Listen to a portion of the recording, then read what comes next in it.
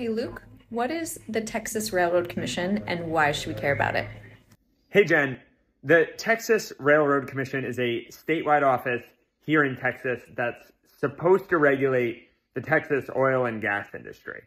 And you should care about it because it could have prevented last February's grid failure and has a major impact on Texas oil and gas emissions.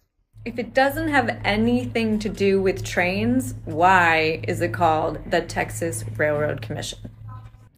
It's because the people who are in power don't want you to know what the office does. It used to regulate trains, but now it oversees Texas oil and gas. And there's efforts all the time to try to change the name, but our elected officials and their donors fight against those efforts because the confusion lets them avoid accountability.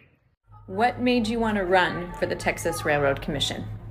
I decided to run for Texas Railroad Commission because last February, hundreds of our fellow Texans literally froze to death in a grid failure that could have been prevented if my opponent had just done his job, rather than ignoring years and years of expert warnings and doing what his wealthy oil and gas executive campaign donors wanted him to do.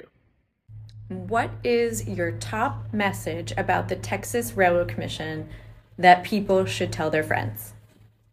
Our main message is that the Texas Railroad Commission has a massive impact on Texans' lives, from the grid failure to how much we're paying for utilities to the future of our environment.